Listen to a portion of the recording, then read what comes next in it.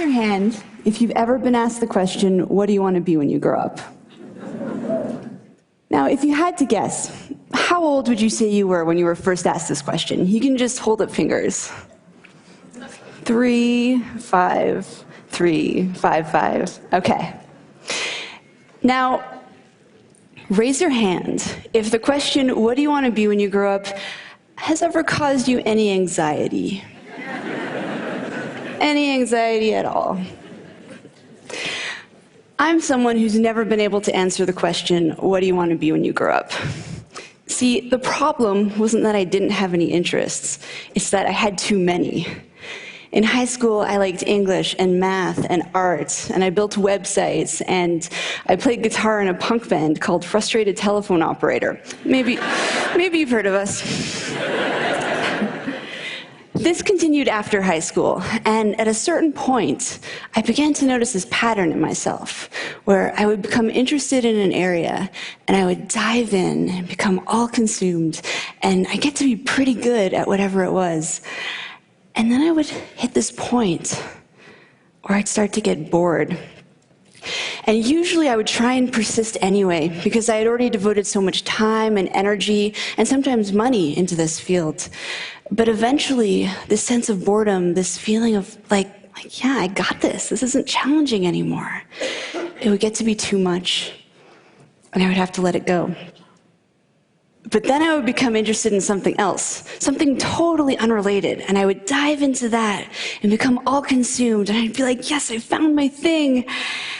And then I would hit this point again, where I'd start to get bored. And eventually, I would let it go. But then I would discover something new and totally different, and I would dive into that. This pattern caused me a lot of anxiety for 2 reasons. The first was that I wasn't sure how I was going to turn any of this into a career. I thought that I would eventually have to pick one thing, deny all of my other passions, and just resign myself to being bored. The other reason it caused me so much anxiety was a little bit more personal. I worried that there was something wrong with this, and something wrong with me for being unable to stick with anything. I worried that I was afraid of commitment, or that I was scattered, or that I was self-sabotaging, afraid of my own success. If you can relate to my story and to these feelings, I'd like you to ask yourself a question that I wish I had asked myself back then. Ask yourself where you learned to assign the meaning of wrong or abnormal to doing many things. I'll tell you where you learned it. You learned it from the culture. We were first asked the question, what do you want to be when you grow up, when we're about 5 years old. And the truth is that no one really cares what you say when you're that age. It's considered an innocuous question posed to little kids to elicit cute replies, like, I want to be an astronaut, or I want to be a ballerina, or I want to be a pirate. Insert Halloween costume here. But this question gets asked of us again and again as we get older in various forms. For instance, high school students might get asked what major they're going to pick in college. And at some point, what do you want to be when you grow up goes from being the cute exercise it once was to the thing that keeps us up at night. Why? See, while this question inspires kids to dream about what they could be, it does not inspire them to dream about all that they could be. In fact, it does just the opposite. Because when someone asks you what you want to be, you can't reply with 20 different things. The well-meaning adult will likely chuckle and be like, oh, how cute, but you can't be a violin maker and a psychologist. You have to choose. This is Dr. Bob Childs.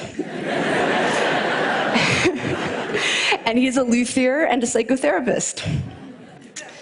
And this is Amy Ung, a magazine editor turned illustrator, entrepreneur, teacher, and creative director. But most kids don't hear about people like this. All they hear is that they're going to have to choose. But it's more than that. The notion of the narrowly focused life is highly romanticized in our culture. It's this idea of destiny, or the one true calling.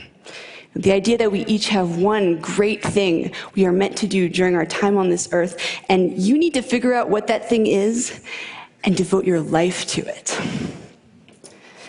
But what if you're someone who isn't wired this way? What if there are a lot of different subjects that you're curious about and many different things you want to do? Well, there is no room for someone like you in this framework. And so you might feel alone. You might feel like you don't have a purpose. And you might feel like there's something wrong with you. There's nothing wrong with you. What you are is a multi-potentialite.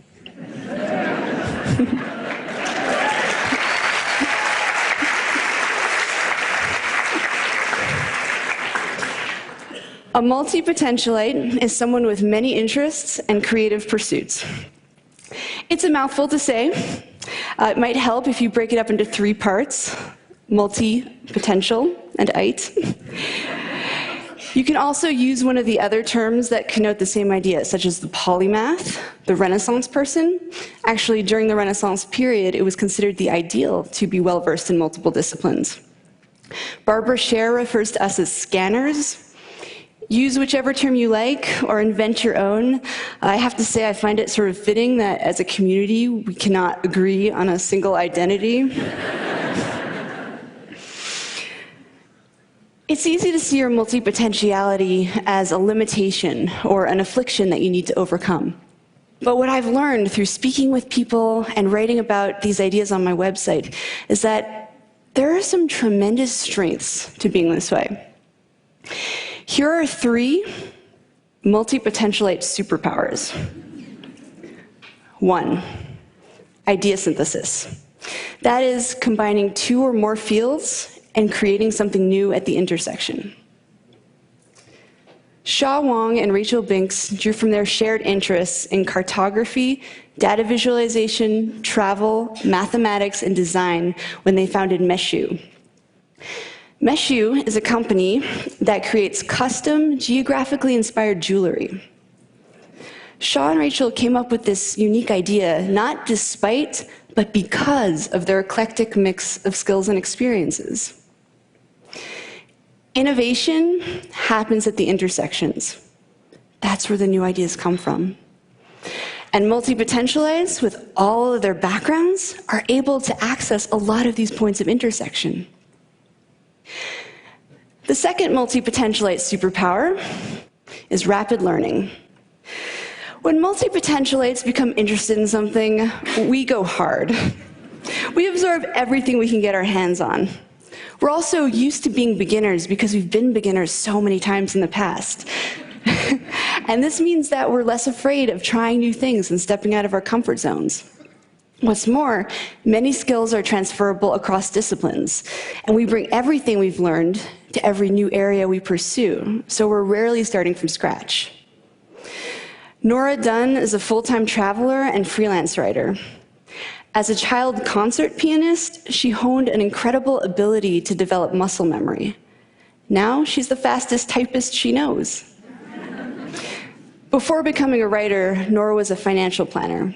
She had to learn the finer mechanics of sales when she was starting her practice, and this skill now helps her write compelling pitches to editors.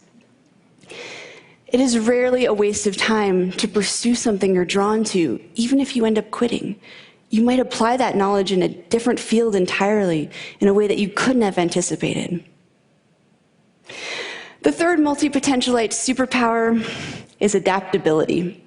That is the ability to morph into whatever you need to be in a given situation.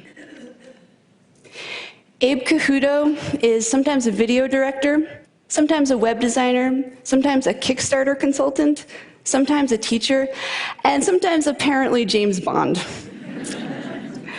He's valuable because he does good work. He's even more valuable because he can take on various roles depending on his client's needs. Fast Company magazine identified adaptability as the single most important skill to develop in order to thrive in the 21st century. The economic world is changing so quickly and unpredictably that it is the individuals and organizations that can pivot in order to meet the needs of the market that are really going to thrive. Idea synthesis, rapid learning, and adaptability. 3 skills that multipotentialites are very adept at, and 3 skills that they might lose if pressured to narrow their focus. As a society, we have a vested interest in encouraging multipotentialites to be themselves. We have a lot of complex, multidimensional problems in the world right now, and we need creative, out-of-the-box thinkers to tackle them. Now, let's say that you are, in your heart, a specialist. You came out of the womb knowing you wanted to be a pediatric neurosurgeon. Don't worry, there's nothing wrong with you either. In fact, some of the best teams are comprised of a specialist and multipotentialite paired together. The specialist can dive in deep and implement ideas, while the multipotentialite brings their breadth of knowledge to the project. It's a beautiful partnership. But we should all be designing lives and careers that are aligned with how we're wired. And sadly, multipotentialites are largely being encouraged simply to be more like their specialist peers. So with that said, if there is one thing you take away from this talk, I hope that it is this. Embrace your inner wiring, whatever that may be. If you're a specialist at heart, then by all means specialize. That is where you'll do your best work. But to the multipotentialites in the room, including those of you who may have just realized in the last 12 minutes that you are one, to you I say, embrace your many passions. Follow your curiosity down those rabbit holes. Explore your intersections. Embracing our inner wiring leads to a happier, more authentic life. And perhaps more importantly, multipotentialites. The world needs us. Thank you.